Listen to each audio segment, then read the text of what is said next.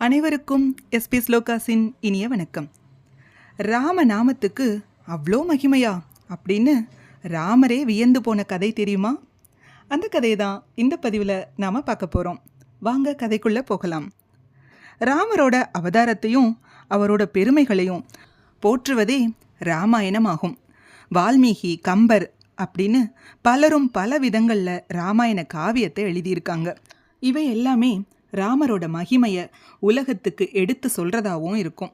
அதே போல் ராமநாமத்தோட மகிமை எப்படிப்பட்டதுன்னு உலகத்துக்கு உணர்த்துறதுக்கு பல சம்பவங்கள் ராமாயணத்திலேயே நடந்திருக்கு. ராமரை விடவும் ராமநாமம் எப்படி உயர்வானது அப்படிங்கிறதுக்கு எடுத்துக்காட்டாதான் இந்த கதையை நாம் பார்க்க போகிறோம். ராமநாம மகிமையை பார்த்து ராமரே அசந்து போன தருணமும் இதுதான். ஸ்ரீராமரை விடவும் அவரை போற்றுகின்ற ராமநாமத்திற்கு மகிமை அதிகம் என எல்லோரும் சொல்வாங்க. அதே போல ராம பக்தரான ஹனுமனும் தன்னை வணங்குபவர்களை விடவும் ராமநாமம் ஜெபிப்பவர்களுக்கு கூப்பிடாமலேயே ஓடோடி வந்து அருள் புரிவார்னையும் எல்லாருக்கும் தெரியும். ராமநாமம் ஒலிக்கும் இடத்தில் தான் இருந்து கொண்டே இருக்கணும் அப்படிங்கிறதுக்காகத்தான் கிடைப்பதற்கு அரிய வைகுண்ட பதவியை கூட மகாவிஷ்ணுவே தருவதாக சொல்லியும் வர மறுத்தவர் ஹனுமான். ஸ்ரீராம ஜெயம் எழுதினாலோ உச்சரித்தாலோ எப்படிப்பட்ட கஷ்டமானாலும் தீர்ந்துடும், பாவங்கள் அனைத்தும் நீங்கிடும் சொல்வாங்க. ராமநாமம் உச்சரிக்கப்படும் இடத்துல கண்டிப்பா அனுமனுக்கு ஒரு ஆசனமும் அமைச்சிருப்பாங்க. பக்தி ஸ்ரத்தையோடு ராமநாமம் பாராயணம் செய்யப்படுற இடத்துல அனுமன் வந்து அமர்ந்து ராமநாமத்தை கேட்டுக்கிட்டு இருப்பார் அப்படிங்கிறது ஐதீகம். ஆனாலும் ராமநாமத்துக்கு அவ்வளோ மதிப்பா, அவ்வளோ மகிமையா அப்படின்னு நிறைய பேருக்கு சந்தேகம் வரலாம். அந்த சந்தேகத்துக்கெல்லாம் ராமாயணத்தில் நடந்த ஒரு சம்பவமே பதிலாக இருக்குது. ராவணன் சீதையை கடத்திட்டு போன பிறகு அவனோட போர் புரிஞ்சு சீதையை மீட்கணும். இதற்காக வானரப்படைகள் உட்பட ராமரோட படைகள் இலங்கையை அடையணும்.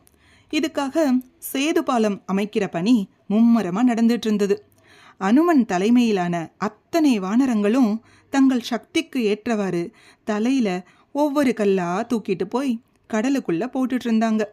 ராமநாமம் சொல்லியபடியே வானர சேனைகள் ராமநாமம் எழுதப்பட்ட கல்லினை கடலுக்குள்ளே போட்டுட்டு இருந்தாங்க. அப்போது சொல்லி வச்சார் போல வானரங்கள் தூக்கி போட்ட ஒவ்வொரு கல்லும் ஒன்றின் மீது ஒன்றாக போய் அமர்ந்தன. பாலம் அமைக்கிற பணியை கவனிச்சிட்டபடி அனைவருக்கும் அருள் செய்து கொண்டிருந்தார் அந்த ராமரும் லக்ஷ்மணரும்.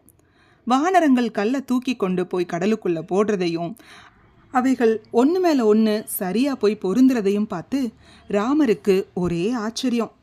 தாமும் அதே மாதிரி கல்லை எடுத்துகிட்டு போய் பாலம் அமைக்கிற பணியில் பங்கேற்கணும்னு ஆசையாயிடுச்சு அவருக்கு.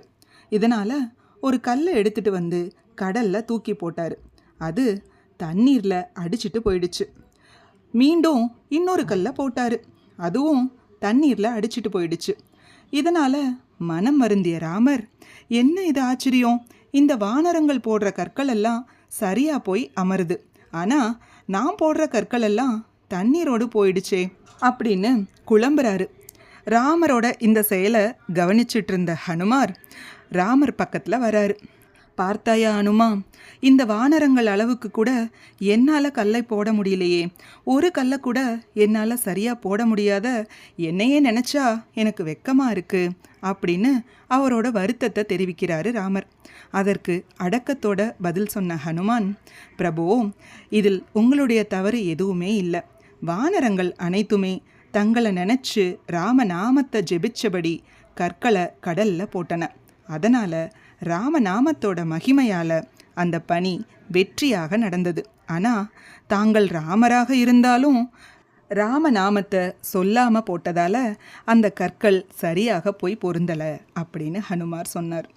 ராமநாமம் எவ்வளோ சக்தி வாய்ந்தது, எவ்வளோ மகிமை வாய்ந்ததுன்னு இந்த சம்பவம் மூலமாக நாமளும் தெரிஞ்சுக்கிட்டோம். அதனால் ராமநாமத்தை எப்பொழுதும் உச்சரிப்போம். ராமனின் ஆசியுடன் ஹனுமனின் ஆசியையும் சேர்த்தே பெறுவோம். இது போன்ற அருமையான ஆன்மீக கதைகளுக்கு மறக்காமல் நம்ம சேனலை சப்ஸ்கிரைப் பண்ணுங்கள். நல்லதே நடக்கட்டும், நன்மையே பிறக்கட்டும். நன்றி, வணக்கம்.